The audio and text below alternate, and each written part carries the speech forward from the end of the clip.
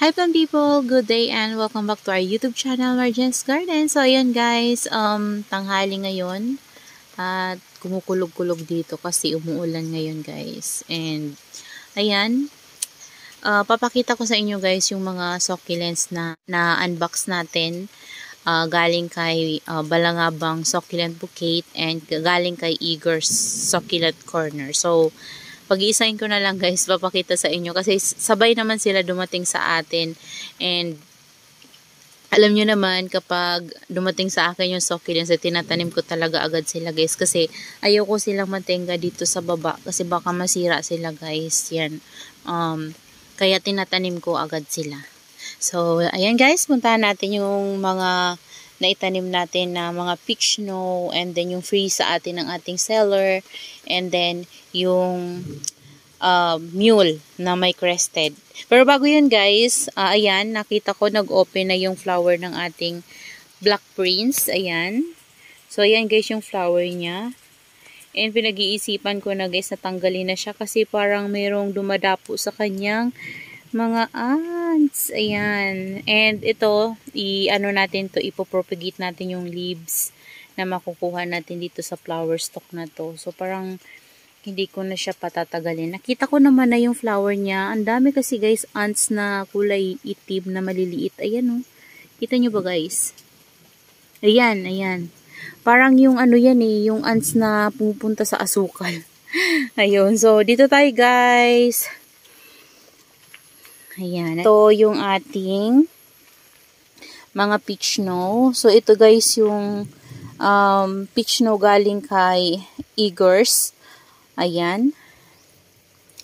Madungis na sila guys kasi kaninang umaga nag-spray ako agad sa kanila ng detain. So, isprayhan ko kasi may nakikita akong mga dot-dot. And, super purple talaga nila guys.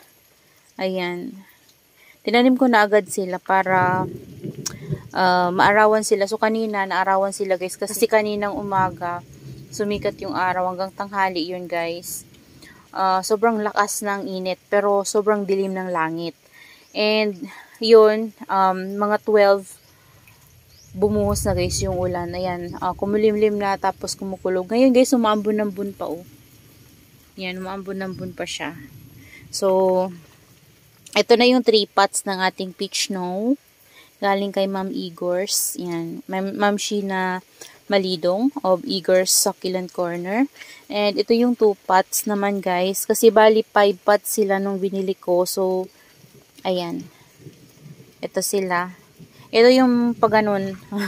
Nilagyan ko guys nito kasi para makatayo siya. Kasi natutumba guys oh. Pero pwede na rin sigurong tanggalin. Ayan kasi kagabi, di ba madilim na tayo natapos. So, tinanim ko agad sila dito. Ito talaga, kailangan talaga nito ng suporta oh.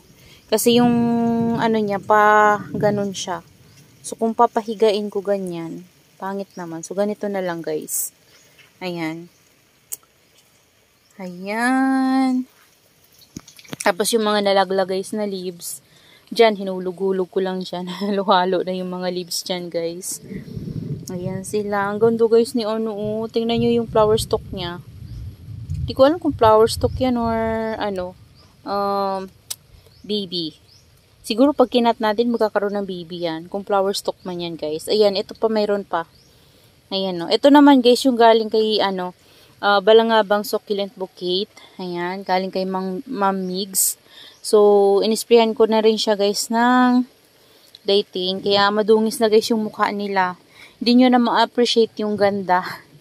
Kasi lahat sila guys inisprayhan ko. Kasi nga umuulan-ulan dito guys. Tapos mainit. So minsan nga sabay pa yung init tsaka ulan. Kaya kailangan talaga ng spray ng ating mga succulents ng fungicide. Kasi kapag hindi guys, naku, delikado talaga sila guys sa fungus. Pati nga ito guys, oh, naka-recover na yung galing kay Ma'am Martina na super bomb. As in, UP talaga yung mukha niyan. Ayan pa guys yung tama no, no. Pero ang bilis nila guys naka-recover. Ito oh. Ayan oh, mga gas-gas pa yan guys.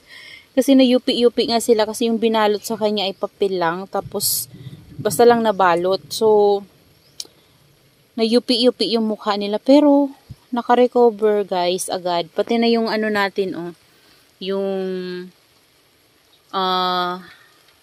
Purple Delight, ayan o, sira pa nga yung leaves nito, nabugbog din, pero nakaka-recover na sila guys. So, lahat yan guys, ninisprayhan ko, kahit na yung mga dati pa natin na succulents na nandito, kaya madudungi sila guys. Yan, okay lang sa akin guys na madungi sila, basta safe sila sa sakit, kasi kapag hayaan natin na hindi tayo mag-spray ng fungicide, so hindi talaga maiwasan na magkaroon sila ng fungus. Lalo na kung mayroon tayong bagong dating na halaman guys. Tapos makikitaan natin ng sign na may fungus sila. Ayan o. Ayan, may mga dot-dot sila. So ibig sabihin may fungus yan.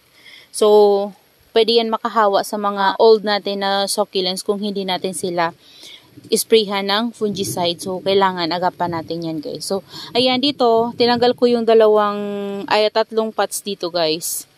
Ayan, tinanggal ko para ilagay ko dito yung 3 pots na nabili ng papa ko na ganitong big. So, wala nga lang akong potting mix. So, ubos na yung aking rice hull, kaya naman wala na akong mailagay doon. Pero, ayun, nakaready lang yun guys, yung pot na yun. So, ayan, yung ating peach no galing kay Mamigs o Balangabang Succulent Bouquet. Ayan, meron silang mga ganito, and kapag mamumulaklak yan sila guys, ikakat ko, tapos ikakat ko lang yung pinaka-top, baka magkaroon ng baby yung stem nila guys. Ayan, ito yung flower pala niya no. Hindi ko tinanggal guys, gusto ko makita yung flower niya. Ayan no. Yan, so siguro nga yan guys, flower stalk yung mga ito, kaya humahaba siya. So pwede natin yan ikat para magkaroon siya ng baby. So soon kapag lumabas na yung flower niya guys, saka natin i-cut. Tapos dito naman guys, yung free sa akin ni Ma'am Igors. Ayan, ni Ma'am Sheena. Di ko alam kung anong ID nito guys, pero green siya. Ayan no. Ayan, makapal. Thank you so much. So, ang pagtanim ko niyan, ginanon ko lang guys, oh. Ayan. Pinatong ko lang, siniksik ko gano'n, okay na. Ito naman, gano'n din. Kaya napakabilis ko guys magtanim. Kasi gano'n lang talaga guys yung ginagawa ko kapag nagtatanim ako. Ayan. Ito din. Oh. Pinatong ko lang, tapos idiin nyo lang ng konti, ikot-ikutin nyo. Okay na yun guys. Muna tayong magpakahirap pa sa pagtatanim. Kasi kapag nagpakahirap pa tayo guys, ay naku, nakakapagod din guys. So, ginagawa ko pag may darating ako na succulents, nire-ready ko na yung pot nila. So, naka-ready na talaga tong mga pot na to. Meron na silang potting mix. Nandiyan na lahat. Nalagyan ko na sila ng DE powder and then ng furadan. Tapos, na-mix ko na lahat ng kanilang potting mix.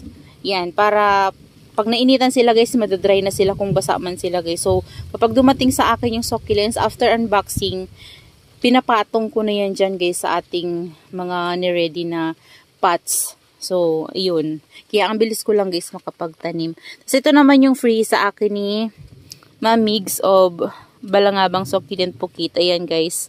Madungis na rin siya kasi in-sprayan ko rin siya ng fungicide. Ayan, meron din siyang dot na black o. Ayan. So, kaya naman, in-sprayan ko talaga sila guys. Kasi baka makahawa pa sila guys dito sa ating mga nandito na succulents. So, lang, para safe lang guys, mag-spray tayo agad kapag ganyan. Ayan.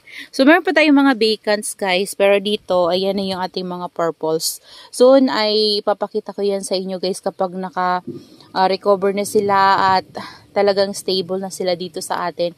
Papakita ko yan sa inyo. And, bigyan ko na rin guys ng update yung ito, yung ating Murasaki. Ayan, meron na siyang new growth. Galing dito din to guys kay Balangabang Succulent Bouquet. So, yun yung first time na bumili ako sa kanya ng succulent. So, Murasaki yung nabili ko sa kanya. And kinat ko siya, diba ito? Wala pang roots yung kinat ko sa kanya. Yan, ito yung kinat ko tapos ito.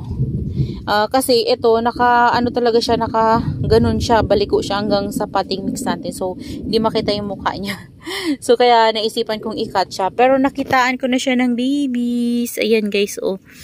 1, 2, 3, 4. Parang mga pimples pa lang guys yung iba. Pero itong isa, visible na talaga. Pero makikita nyo naman guys, oh, clear naman siya.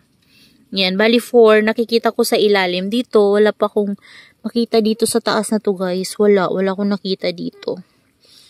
Ayan. Pero dito naman, wala akong makita dito ah. Ito, isa pa lang guys. Ayan, ito. Kita nyo ba guys? Ayan. Ayan. Yan siya. Isa lang yung nandito sa mataas. Pero yung dito sa mababa guys, ang dami.